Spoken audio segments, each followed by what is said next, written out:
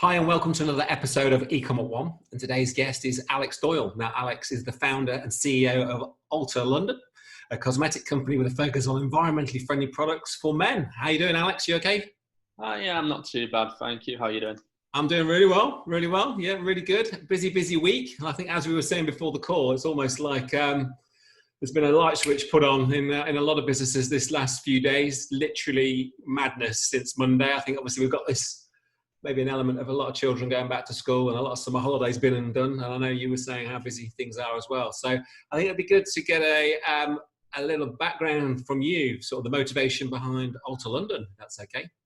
Yeah, I think you're spot on there. I think it's leading up to Black Friday and Q4. It's just starting to get absolutely hectic. But yeah, prepping hard. So ALTR London. We've been around for about 2 years now, 2.5 years. I started it just after coming out of university. Sort of growing up as a teenager, I always struggled with spots and acne.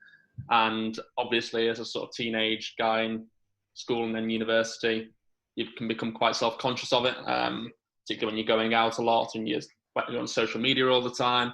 So I was always looking for sort of medical solutions, something that could help me cover up the spots and acne, but never really found anything until I think my friend recommended cosmetics, concealer. I tried that, thought, wow, this is a game changer, but it's not quite right for my skin.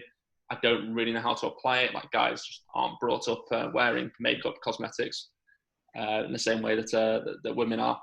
And so sort of thought, if a brand can sort of show this off and do it in a way that's innovative, new, and actually shows guys how to apply, I thought there might be something there. And that's really where we started off from. Literally, it was a problem that you'd encountered personally, and that you're looking for sort of options, and then went from. So did you? So tell me how. So you manufacture your own products, and obviously in the sort of cosmetic space, I think there's a lot of chatter and sort of discussion around how things are tested, and how things are then brought to they're tested through different trials and then ultimately you get sort of the stamp of approval, but not many firms, including yourself, test on animals anymore. So how do you test your products? Yeah, so when we were starting off, we had to find a manufacturer. So we do have a manufacturer who produces the products for us. I wanted them to be UK based, both for sort of ease of communication and speed of sort of going from sort of order to actually getting the order. Yeah. Also for sustainability reasons. Obviously nowadays things are traveling from China all across the world, and from a sustainability point of view, which is quite big in our ethos, it was really important to me that the products were coming from the UK and had quite a sort of low carbon footprint. Yeah. In terms of testing, you're right. Most brands nowadays don't test in animals, particularly smaller ones.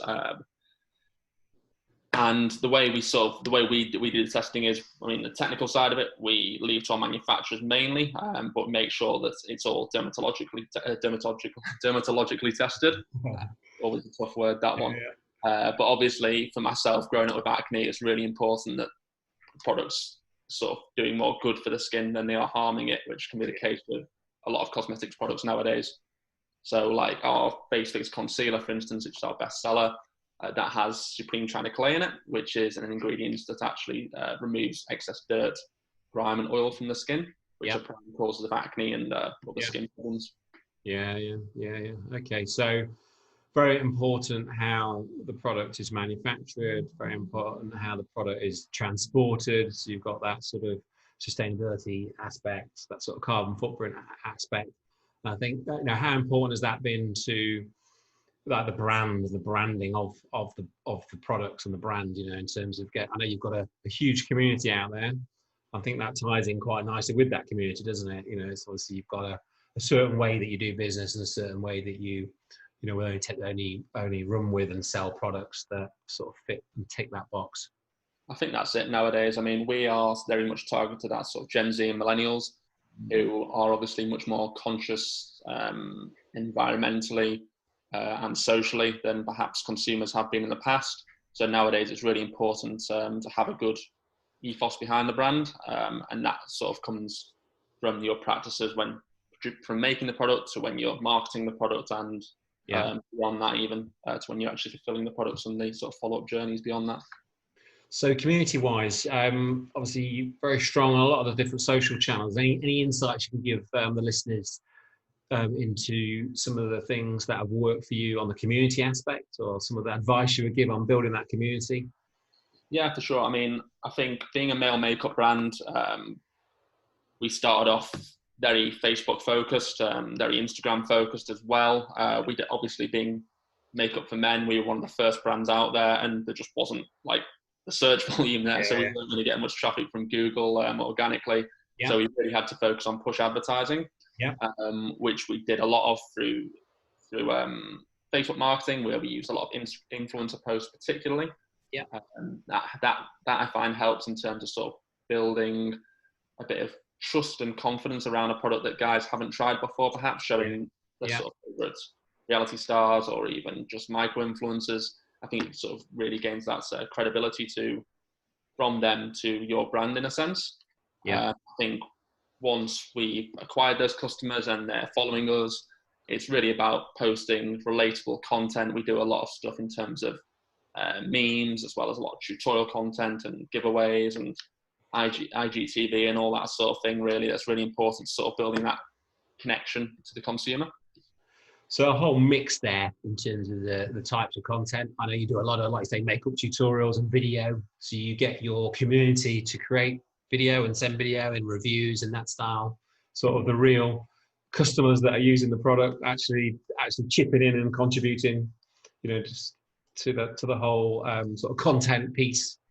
Yeah, that's really important for us. I mean, most of our sort of paid advertising spend is using sort of that user-generated content, really. We encourage our customers a lot to sort of send in their before and after content, their video footage, once they've made the product, and reward them with vouchers using our loyalty program, free products, and all that jazz, really, because I just find that the way you sort of gain trust from other people is showing regular people using your products, really. Yeah, absolutely. There's nothing like a relatable, somebody that's like yourself with the same problem or similar problems that have, are now, like a brand, tried a brand, and trust the brand, more importantly, with products for your skin, which is obviously a very personal thing. I think there's a lot of, it's very easy to fire up a Facebook ad, but you don't just overnight have that brand authority trust.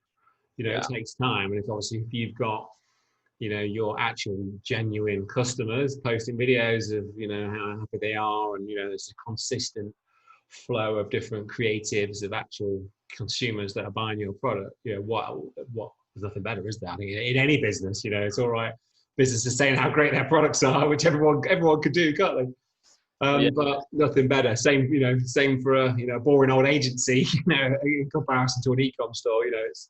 We can tell you how great our DPA advertising campaigns are, but there's nothing better than speaking to a customer who did, X amount a month through DPAs or whatever. So yeah, okay. So obviously you're only 2 years into the journey. It's quite a new, that's nothing in reality, but it's obviously a lot of ups and downs, no doubt. Yeah, a lot longer than 2 years, I'll tell you that. 2 years into the launch, wasn't it? Is that what you said at the beginning? Yeah.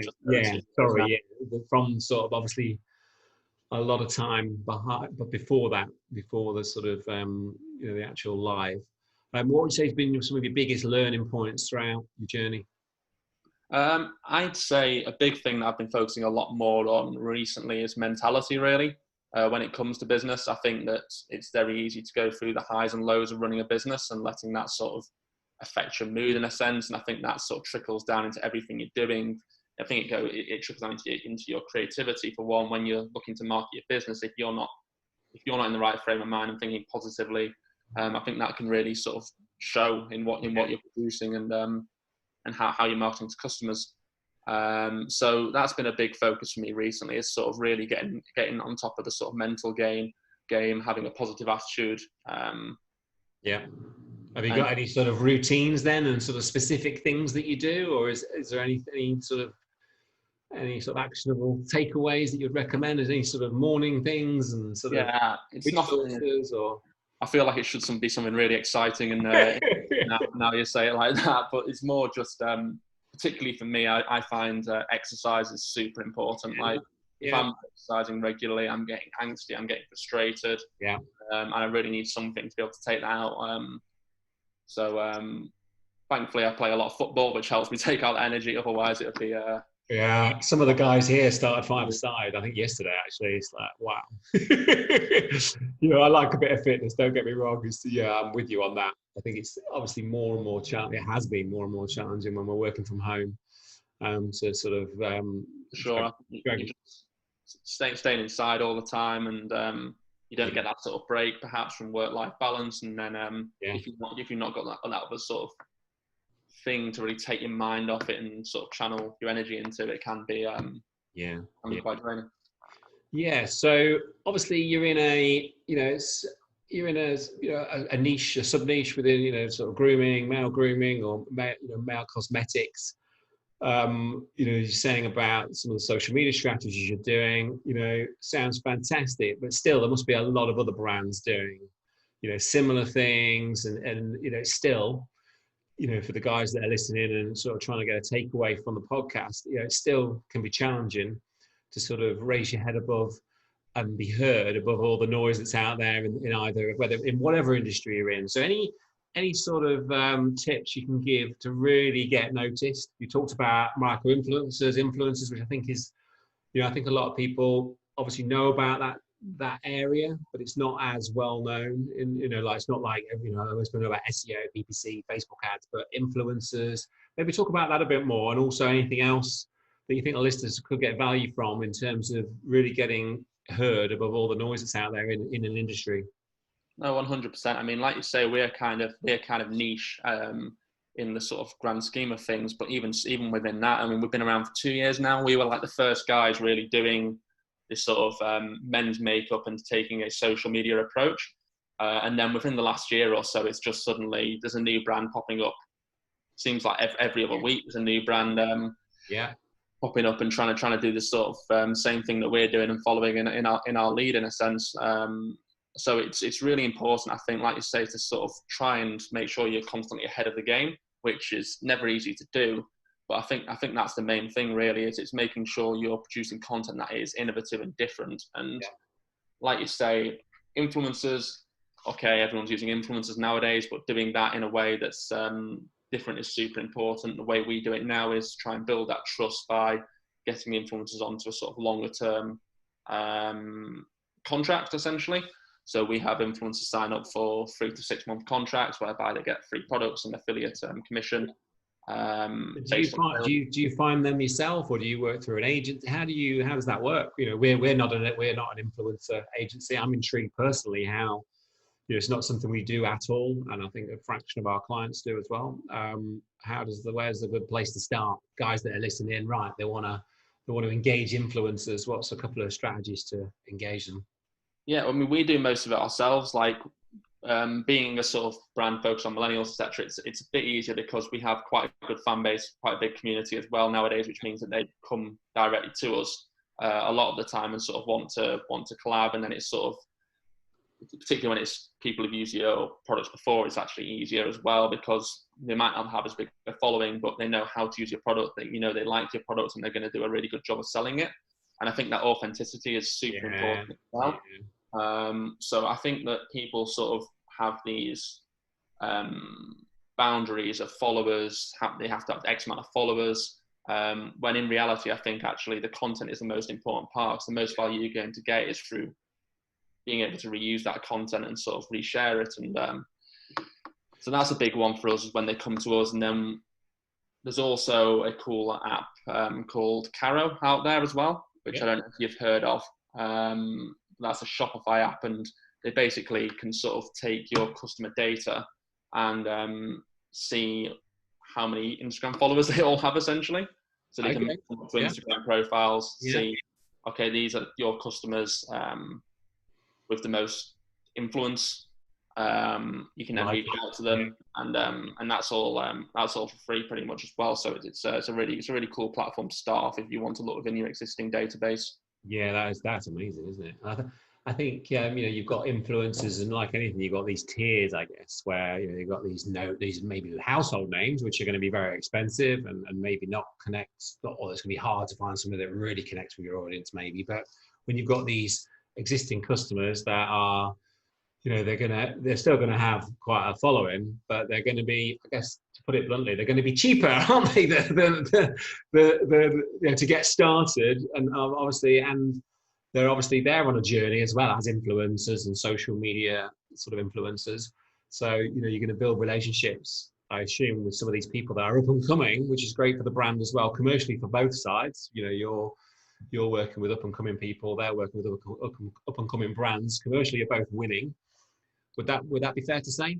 No, you're spot on there, really. We've been running this influence program for about a year now, and even within that time, we've seen some of our influencers go from really, very low followings to tens of thousands of followers on Instagram and thousands of YouTube subscribers as well, which is great. It's like you say, it's a win-win, whereby we're back at this point now.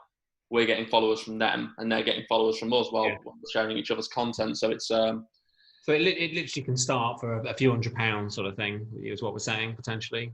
Maybe is that what you're saying, or? And we don't pay influencers in general at all. We pay via products and via affiliate fees, essentially. Yeah. So they're getting paid when they're selling products, essentially, which obviously, again, it's a win-win, and our affiliates and our influencers do well out of it as well. So they're happy because they're making sales. We sort of promote them through our emails and our Instagram page, and promote their code to help them out with it, of course. But so I think with the micro influencers, the smaller influencers, a lot of the time you don't have to pay a flat out fee, really. So the affiliate, so obviously a lot of the revenue comes via the affiliates for them. Is there any affiliate technology that you'd recommend? So you're using Shopify, anything specific that you would sort of recommend? We do a lot of it through Awin at the moment, a big platform. And we run most of it through there, to be honest with you. Yeah, very long-standing company. Yeah, they do a good job of it for us, just keeping track of it. I know there are a few up-and-coming sort of Shopify apps, I think, that are out there that seem to be doing some cool stuff as well, whereby it gives sort of both sides a lot more visibility, which I'm quite keen at looking at the moment. But so I'd recommend starting there, perhaps. So I think a lot of great takeaways there, guys. The guys that are listening in, the Shopify app is Carro. Where we can see the customers that are buying from us, and then align that with their sort of social influence. And obviously, then you can reach out to them directly and say, "Hey, I see you bought X, Y, Z," or however, whatever your language and how you want to do it. Obviously, DMs and all that jazz, and then get them out, talk to them about becoming an affiliate and promoting the products. And then naturally, if they decide to take you up on that, they're going to start earning commissions directly through Awin. And I guess Awin will take care of all the financial side of things. Literally, you get paid like normal through the Shopify store, and then Awin will charge you. We'll send you a bill each month. You'll get a bill, and then the affiliate stroke influencer will get a payout from Awin directly. So all quite clean, but I really like the Carro idea. I know I've seen quite a few of the new, well, they're not that new now, but the review companies, that are out there, they have a similar thing where they see which companies have bought their product, through Shopify, whatever it may be, and then they can again tie that back in, if they've left a review or not. But more so if they have left a review, then they can say, gee, and obviously every now and then we all get famous people that buy from us, or semi-famous people or influencers, etc. And I was reading something the other week, somebody that had, I'm not sure if it was Colin McGregor, I think it was, had bought something off their website. So most of their stats were like that, and then it was like, it was like, oh my God, obviously get Colin McGregor to mention the product, etc. It's, it's a whole nother, it's a busy few days sort of thing. Okay, so a couple of years since launch, obviously that's quite a roller coaster journey from start to finish, or start to today. But what sort of plans have you got in place to grow the business? What sort of ideas do you have for the next? Maybe we've got a busy quarter. I think the busiest quarter known to man is upon us for any e-com store. Obviously, we say that every year, but even more so, we've got obviously COVID to contend with as well. So we've had, I think, the busiest quarter known to man. Summer, bizarrely enough, but obviously now we've got this crazy quarter upon us, pretty much. So any particular plans and strategies for the next quarter? But then looking beyond that, what are your plans for the sort of immediate future? Yeah, I'm super interested to see how sort of Q4 develops this year, Black Friday. I know a lot of brands out there have been on constant promotions, etc., during COVID. So it'll be interesting to see the sort of knock-on effect that has. It's not something we've never been really super discount focused, minus a few events a year. Yeah. So it will be interesting to see what happens there. But more broadly, we're really having a focus in the next couple of months on our new product launches. We've got a big aim to really sort of increase our average order value. Yeah. And also our sort of retention rate, which is okay, around 20-25% at the moment retention rate, but we want to get that up. And I think our current product range has sort of got quite a long lifespan. So having products in there as well, having more products in there which customers can add to their routine can only be a good thing. I think it would also then, if we can get that average order value and that retention rate up a bit, it gives us a bit more sort of flex in our marketing budget and our CPAs as well, which is always good. Focusing on the lifetime value, additional products, upsell, cross-sell type products, retention. Yeah. Okay. Yeah, massively. I mean, that's a big thing that we've one of the big changes we made was sort of going to a more sort of combo focus in terms of our sales, which was towards the end of last year, where we moved from sort of focusing more on individual product sales to bundles, and that's really paid fruition for us, really. So I guess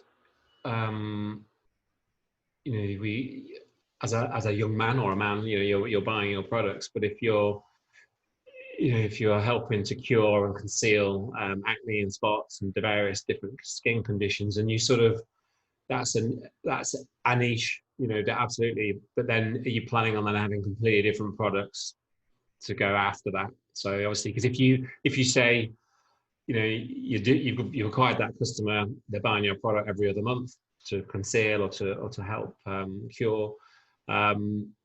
I guess then it's like, what else are you going to sell them? Because you've now cured it or you've helped that problem. So it's like, is there a sort of roadmap of products that you're looking at rolling out that are not maybe skin concealer and that type of thing, spot concealer?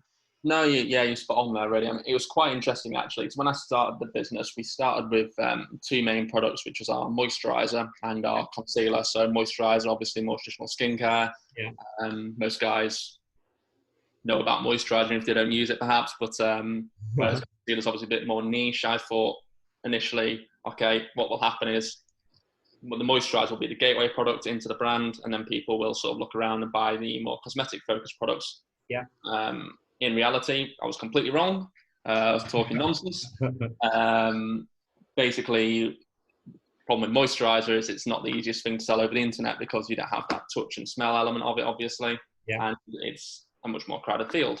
Yeah. Whereas men's cosmetics, at the time particularly, was less crowded, and there's a much more sort of visible impact of which you can show via social ads, for instance. Obviously, it's easier to show tutorial videos when it's something that's visibly being changed, which is red in the box, dark circles.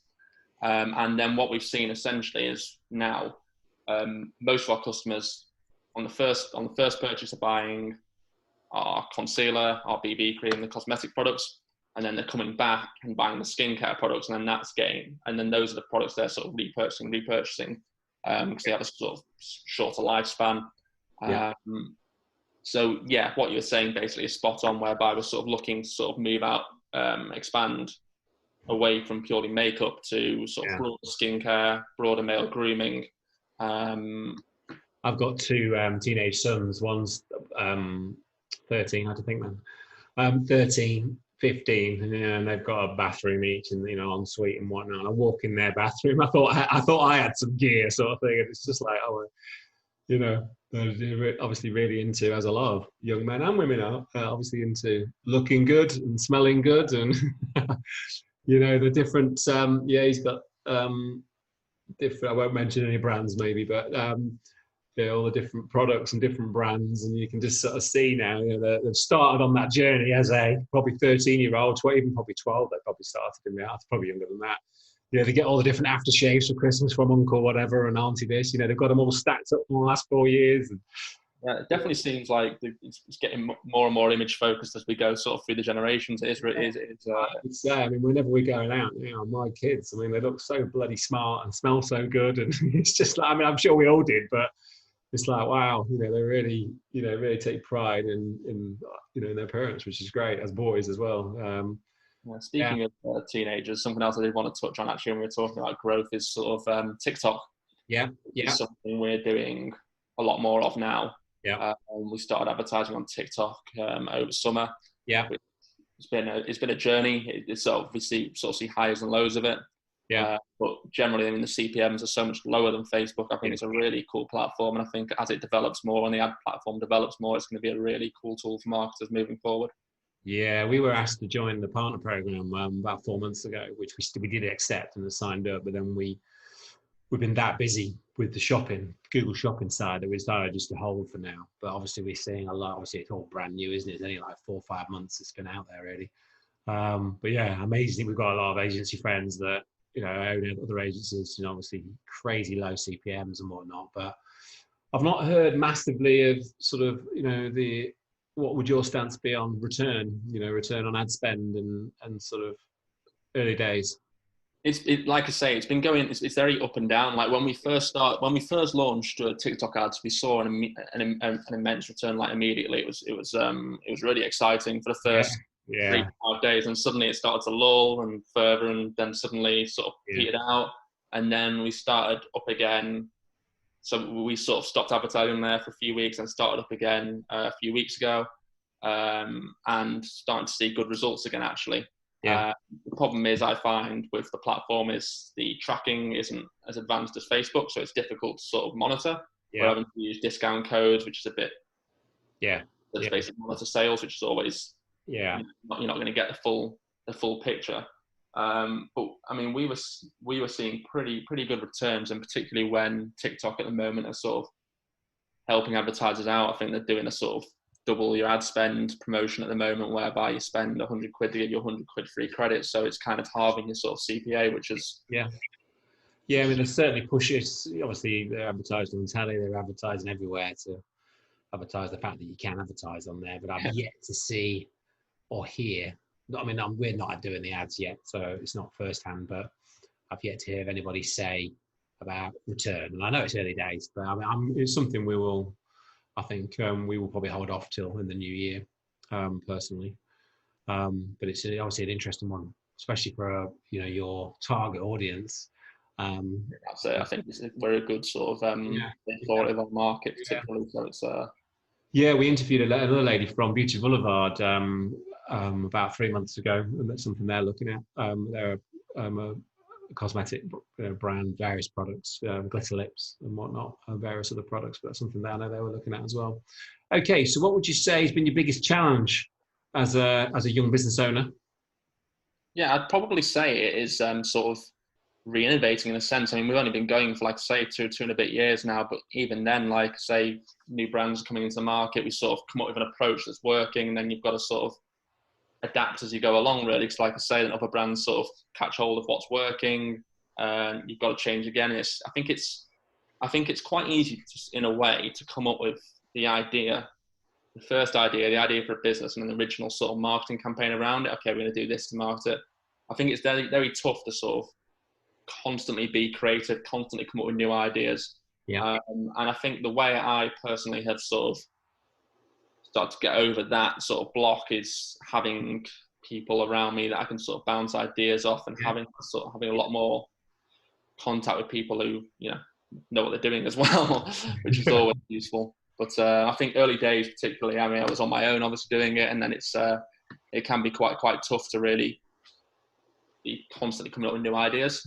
And I guess that's where that community aspect of your brand and the social platforms that you're engaged in, and the encouraging them to post about their experience with your brand. Obviously, your community are giving you the ideas as well. You're getting ideas or offshoots of ideas, and sort of self perpetuates. I didn't think of that. I saw the video of, I was looking at your ads before you came on, looking at your Facebook ads library, see what ads you were running and the tutorials and the different, waiting for it to be run, the way it's very creative. I think the guys that are listening to the podcast, I would recommend that you have a little look at what ALTR London are doing, and I would seriously go and check them out on Facebook. I'll go and check their, obviously if it's a product that you're interested in, absolutely, but also I would have a look at the way that they're, managing their pages, the way that they are managing their ads. For those that don't know, you can look at anybody's ads by going to the Facebook ads library. Just Google that, facebook.com/ads/library, I think it is. You can see all your ads. I hope you don't mind me. I think everyone knows that now-ish, I think. So, it'll give you some good insight, the guys that are listening, on some of the ideas, creative ideas, community-driven ideas that you can come up with as a brand. And obviously, try the products if it's something that interests you. So thanks, Alex, for being on the podcast. I always like to end every episode with a book recommendation. It doesn't matter what it is. It can be cosmetics, it can be mindset, it can be traffic, it can be whatever you'd like it to be. No, I think for me, one of my favorites is probably it's called The Undoing Project. It's by Michael Lewis. If you don't know, he wrote The Big Short, which is obviously a massively famous film now. But this book's actually to do with Daniel Kahneman, who you might also know from, he wrote Thinking Fast and Slow, which is a super popular book today in terms of, and he's sort of seen as the sort of founder of behavioral psychology. So Michael Lewis's book actually follows his journey, how he came up with his theories with his partner Amos Tversky. I personally find behavioral psychology so interesting. I find it really important as well for the mindset of a marketer, particularly. So really, I think that sort of area obviously so important with ad copy, creative, content, community, engagement, all that sort of side of things. It's all crosses over, doesn't it? Okay, well, thank you very much for being on the podcast. So if the guys that are listening want to find out more about yourself, more about the brand, what's the best way to do that, Alex? Yeah, I mean, you can go to our website, www.altrlondon.com, or just check us out on Instagram at ALTR London, everywhere basically at ALTR London, where you can find us. We'll be there, I'm sure. Well, thanks for being a guest on the podcast. I look